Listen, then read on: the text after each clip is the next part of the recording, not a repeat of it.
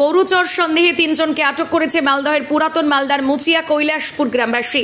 তাদের দুজনের বাড়ি বাংলাদেশ ও একজনের বাড়ি মালদা শব্দলপুর বলে জানা যায়। খবর দেওয়া হয় মালদা থানায়। ব্যাপক উত্তেজনার সৃষ্টি কৈলাসপুর গ্রামে। গরুচোর সন্দেহে তিন যুবককে পাকড়াও করে পুলিশের হাতে তুলে দিলেন গ্রামবাসীরা। পাকড়াও তিন যুবকের মধ্যে দুজনের বাড়ি বাংলাদেশে এবং একজন মালদার বৈষ্ণবনগর থানা এলাকার বাসিন্দা বলে দাবি করলেন গ্রামবাসীরা।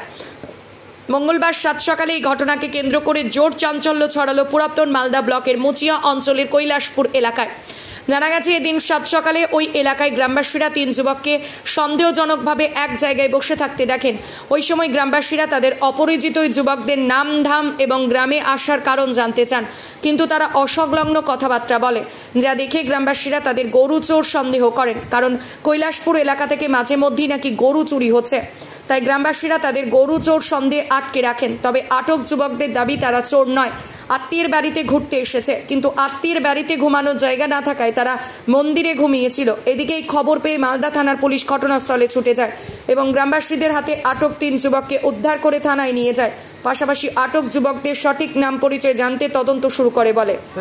কাল 8টা নাগাদ তিনজন কৈলাসপুর ওই লাল ব্রিজ যে আছে ওইখানে তিনজনে বসেছিল। তো প্রথমে জঙ্গলের মধ্যে প্রথমে আমাদের গ্রামেরই পলাশ সরকার ও দেখে। তো দেখার পরে ও জিজ্ঞাসা করে, তো দেখার পরে জিজ্ঞাসা করে যে তোমাদের বাড়ি কোথায়। তো ঠিকঠাক ঠিকানা বলতে পারিনি, তখন আমাকে ইনফর্ম করলো। তো তখন আমি গিয়ে দুজনকে পেলাম। তো প্রথমে ওরা ঠিকানা দিল যে আমরা বাংলাদেশে। তো ঠিকঠাক ইন্ডিয়ার কোনো কথাই বলতে পারলো না। তারপরে বললো যে সন্দীপন বলে এক ভদ্রলোক আছে লক্ষ্মীপুরে বাড়ি, ওদের আত্মীয়, ওর বাড়িতে আমরা আসছিলাম।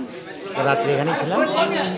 তো পরবর্তীতে দেখা গেলো ওই আরেকজন যে ছিল ওকেও আমরা সন্দীপনের সঙ্গে পেলাম।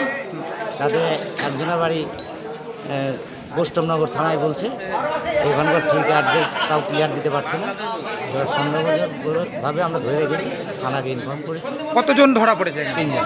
তিনজনের বাড়ি কি বাংলাদেশ? না, দুজনের বাড়ি বাংলাদেশ। সঠিক ঠিক বলছে না তোরা। একজনের বাড়ি ও ঠিকানা দিচ্ছে ভারতে।